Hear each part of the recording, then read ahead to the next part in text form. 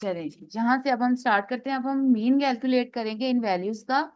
Mean mean अभी मैंने आपको बताया कि mean is sum of the values divided by number of the values. जितने हमारे पास वैल्यूज दी होंगी, पहले हमने उनको प्लस करना है, उनका सम कैलकुलेट करना है, और फिर जितनी वो वैल्यूज होंगी उन पे डिवाइड कर देना है। ये हमारे पास। और आपको इंशाल्लाह ताला आपको बहुत ज्यादा कॉम्प्लिकेटेड नहीं आएंगे क्वेश्चन, इसी तरह के सिंपल ही आएंगे जिनको आप आराम से सॉल्व कर सकोगे। अगर let's say you don't have calculator or you are not allowed to get the calculator, वैसे तो परमिशन होती है, तो इनको आप सिंपली मतलब अपने पेज की बैक पे इनको सॉल्व कर सकते हो आराम से। आप इनको मतलब ऑन योर ऑन जुबानी भी आप अपने ब्रेन में भी कर सकते हो थोड़ी सी मेहनत से। इसी तरह की होती हैं, बहुत कॉम्प्लिकेटेड नहीं होती। अब ये 15 है, 12 है, 9 है, 6 है, 3 है, कितने नंबर्स हैं? ये 5 नंबर्स हैं। इनको अगर हम प्लस करते हैं तो हमारे पास क्या आता है? 45 आ जाता है। और 45, और ये टोटल कितनी है? 1 2 3 4 5। 5 ये नंबर्स हैं, इनको हम डिवाइड कर लेंगे 5 पे। कि 45 divided by 5 is equal to 9। इसमें कोई वो तो नहीं है ना, कोई इतनी परेशानी वाली या मुश्किल वाली बात? आपको समझ आ गई है ना कि इस ये मेथड है इसका। ठीक है, आपने इनको प्लस करना है और इनको डिवाइड कर देना है जितने ये टोटल नंबर होते हैं। ठीक है, sum of the values divided by number of the values, ये आपके पास मीन आ जाएगा। आपके पास इनके ऑप्शंस होंगे। ठीक है, ऑप्शंस को देखें आप। इस पे 2 मिनट लगते हैं मैक्सिमम, 1 से 2 मिनट लगते हैं मीन कैलकुलेट करने में। और आप आराम से अपना कर सकते हो। फिर ये इसके ऑप्शंस थे, ऑब्वियसली 9 इज द आंसर, हमने कैलकुलेट भी कर लिया है। अब ये एक सॉल्व किया हुआ नहीं है, इसको हम अभी सॉल्व करते हैं। कि आप हमने मीन कैलकुलेट करना है 5 और 45 का। इसको हम कैसे करेंगे? 5 +45 इज इक्वल टू 50। ठीक है, और इसको हम डिवाइड कर लेंगे। कितनी कितनी वैल्यूज है हमारे पास? 2। डिवाइड इसको हम करेंगे 2 पे, तो क्या आ जाएगा इसका answer? 25। This is mean, this is all about calculation of mean. इस तरह से आपने मीन कैलकुलेशन करनी है। जितनी ज्यादा वैल्यूज होती जाती हैं उतना थोड़ा ये कॉम्प्लिकेट होता जाता है, बट इंशाल्लाह ताला हमारे एग्जाम में इसी तरह की सीरीज आएंगी। अब मैं आपको एक सीरीज देती हूँ जिसका अभी आपने मीन कैलकुलेट करके मुझे अभी बताना है। ठीक है, 3 2 1 और 4, इसका आप मीन कैलकुलेट करें अभी। और मुझे चैट बॉक्स में बताएं या फिर बोल के बता दें, जैसे भी आपको लगे। This is the easiest and simplest series, ये वाली। तो इसका अभी आप मीन कैलकुलेट करें एंड टेल, मतलब give me the answer so that मुझे पता चल जाए कि you are getting what I am teaching right now.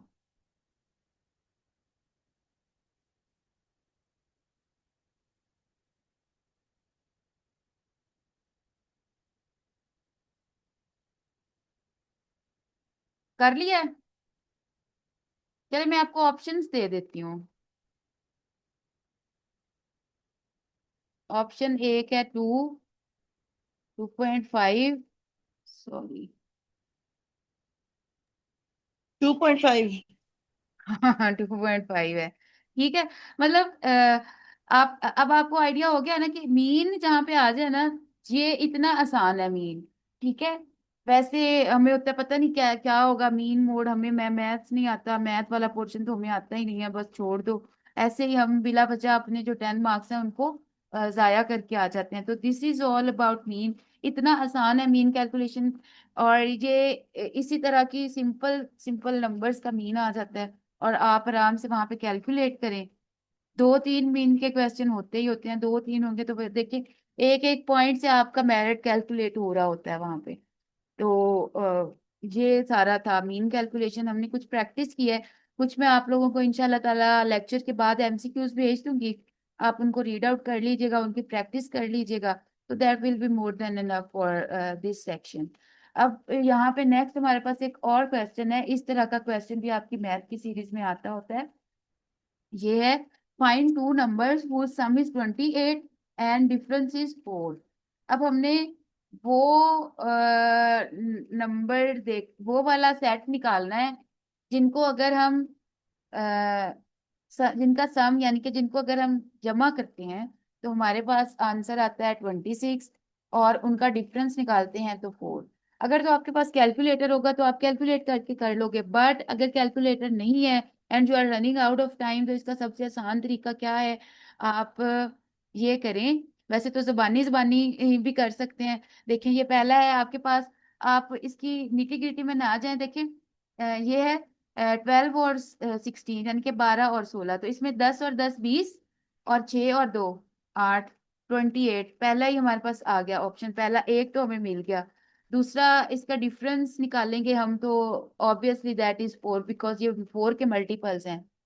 4 3 are 12, 4 4 are 16, तो ये इसका ये राइट आंसर है, ऑप्शन नंबर ए। इस तरह मतलब जुबानी जुबानी आप छोटी छोटी दिमाग में कैलकुलेशंस करके कर सकते हैं, ये बहुत आसान था। इस तरह के मैं आपको और भी दूंगी। तो ये देखिए, अब इसका इस तरह के भी आए, इस तरह भी के भी सीरीज आ जाती हैं मैथ में, जो कि मुश्किल नहीं होती, that just required a little bit of your focus, और आप आराम से कर सकते हैं उसको। इसमें ऑप्शन ए ही सही था, तो अब हम आगे चले जाते हैं। यानी कि इस तरह का क्वेश्चन भी आ सकता है जिसमें आपको दिया होगा कि सम इतना है और डिफरेंस इतना है, ये निकाल दें, तो वो आप देखेंगे। अब आगे ये वाला भी, दिस इज समथिंग जो आपने बस मेमोराइज करना है। ये भी वो पिछले दो क्वेश्चंस की तरह था, वो 70 ऑड और इवन नंबर वाला जो हमारे पास क्वेश्चन था। ये मैं आप लोगों के साथ शेयर भी कर दूंगी, ठीक है, आप इनको देख लीजिएगा। ये इस तरह की चीजें भी जो है ना, पास्ट पेपर से ही लिया हुआ है ये क्वेश्चन भी। और ये जो पास्ट पेपर्स होते हैं ना एक दूसरे के, ये बैंक यूज करते रहते हैं, तो डिफरेंट पास्ट पेपर में ये क्वेश्चन आ जाता है, जैसे 1 एकड़ is equal to dash square foot, तो ये होता है 43,560 स्क्वायर फीट। ये this is something that just needs, इसको आपने रट्टा ही लगाना है। नेक्स्ट अब हमारे पास है इधर ये वाला जो है ना, ये आप लोगों ने नहीं करना। ये यूएचएस में आती है इस तरह की सीरीज, कंपैरिजन सीरीज जो है वो निश्तर में कम ही आती हैं। बट आज हम कंपैरिजन सीरीज नहीं करेंगे, बिकॉज आज हमने ऑलरेडी दूसरी चीजें इतनी की है, मीन की प्रैक्टिस की है, दूसरी चीजें। अब हम अगर कंपैरिजन साथ में हमने मिक्स कर दिया तो ये चीजें मिक्स हो जाएंगी। कंपैरिजन वाला भी मैं आपको करवा दूंगी, बिकॉज पता नहीं होता, आ जाता होता है। और कंपैरिजन सॉल्व करना उतना मुश्किल नहीं होता जितना इसका क्वेश्चन देख के बहुत कंफ्यूजिंग होता है, बिकॉज क्वेश्चन स्टेटमेंट्स बहुत ही अजीब सी होती हैं। आपका जो पेपर होगा ना, इसमें पेपर आपका उतना मुश्किल होना नहीं है जितना मुश्किल वो लगेगा, बिकॉज जो स्टेटमेंट्स होती हैं मोस्टली क्वेश्चंस की, वो इतनी लंबी होती हैं कि उन वो मतलब उसका साइज देख के ही हम परेशान हो जाते हैं, या उसका साइज देख के ही वो एक अल्टीमेट प्रेशर बिल्डअप हो जाता है। उन्होंने साइज क्वेश्चन का बीच में ऐसे रखा होता है, बट बस थोड़ा सा ध्यान से पढ़ना, और जितनी ज्यादा प्रैक्टिस हो सके, मतलब जितनी आपसे ज्यादा प्रैक्टिस हो सकती है, जितने आप एक दिन में ज्यादा से ज्यादा एमसीक्यूज सॉल्व करोगे ना, जैसे कि एमसीक्यू सॉल्व करने की जो सबसे बेहतरीन वेबसाइट है ना, दैट इज प्रो प्रॉप्स। वहां पे तो पूरे 100 मार्क्स के आपके मॉक टेस्ट हैं। आप दिन में कोशिश करें कि एटलीस्ट एक एक मॉक आप हर रोज अटेम्प्ट करें। अगर आज से लेके आप अपने टेस्ट की डेट तक डेली का एक भी मॉक टेस्ट सॉल्व करते हो, तो सोचो आपके 2 वीक्स हैं, तो आप मोर देन 1000 क्वेश्चंस को अटेम्प्ट कर चुके होंगे। और उतने क्वेश्चन जब आप अटेम्प्ट कर चुके होगे ना, तो फिर आपका जो फाइनल डे होगा वो इंशाल्लाह ताला आपके लिए बहुत इजी होगा। फिर आपकी इतनी प्रैक्टिस हो जाएगी कि आपका जो माइंड है वो आराम से चीजों को इंटरप्रेट कर सके। अभी फॉर फॉर द बिगनिंग, अभी अगर आपसे पूरा टेस्ट नहीं भी सॉल्व हो रहा, तो आप कोशिश करें कि जितना हो सकता है उतना करें, बट अब बहुत टाइम हो गया है, तो अब आपको चाहिए कि आप मैक्सिमम एक सिटिंग में नहीं हो रहा, जब टाइम मिला है चार, तीन चार क्वेश्चन कर लिए, फिर नेक्स्ट जब ब्रेक मिली है घर के काम से या हॉस्पिटल के काम से, तो फिर कुछ क्वेश्चन कर लें। तो इसी तरह आप करें। प्रो प्रॉप्स के क्वेश्चंस बहुत इंपॉर्टेंट है। जितने बच्चों ने प्रो प्रॉप से प्रैक्टिस की है वो हमेशा पास हुए हैं। एक तो ये है कि क्वेश्चन भी वहां से आ जाते हैं, बट मोस्टली ना स्टूडेंट्स का एक कंसर्न होता है, वो कहते हैं कि हमें ये बता दे कहाँ से क्वेश्चन आएंगे, कौन से क्वेश्चन आएंगे। That is a least important thing कि कहाँ से क्वेश्चन आएंगे। जो मोस्ट इम्पॉर्टेंट थिंग है ना, दैट इज योर प्रैक्टिस।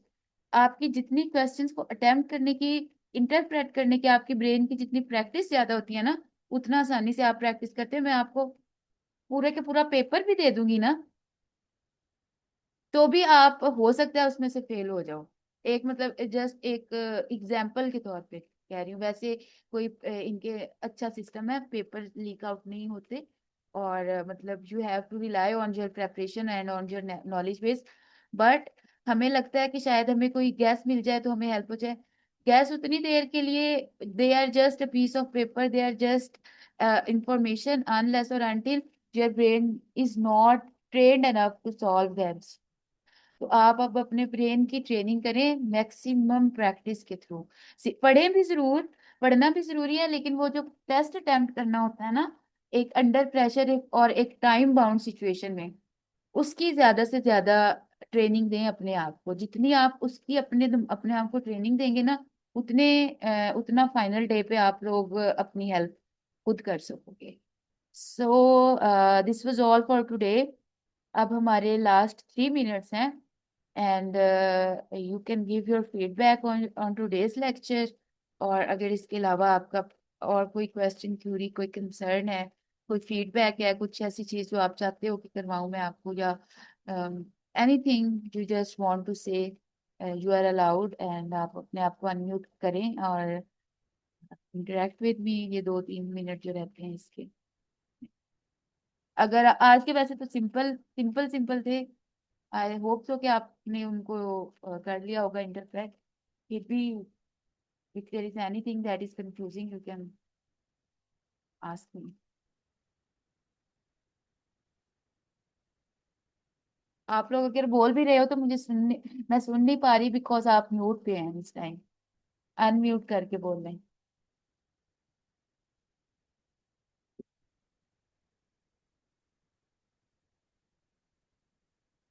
और लेक्चर्स जो कल कल का लेक्चर था और आज का लेक्चर पूरा नहीं, ये जहाँ से मीन स्टार्ट हुआ था वहां से मैंने रिकॉर्डिंग स्टार्ट की थी। तो ये भी मैं आप लोगों के साथ शेयर कर दूंगी इंशाल्लाह आज। और आज इवनिंग में फिर आपको टेस्ट सेंड करूंगी, जिसमें ज्यादा एमसीक्यूज होंगे। आप जैसे जैसे एडवांस हम होते जा रहे हैं, एमसीक्यूज बढ़ते जाएंगे। कल का 15 मार्क्स का था। नेक्स्ट अब आपका इंशाल्लाह ताला 20 या 30 मार्क्स का टेस्ट होगा, और इसमें क्वेश्चन भी थोड़े मुश्किल होंगे। तो ऐसे ग्रेजुअली हम डेली जो है ना अपने टेस्ट, उनको थोड़ा कॉम्प्लिकेटेड। कुछ नहीं कहना आप लोगों ने।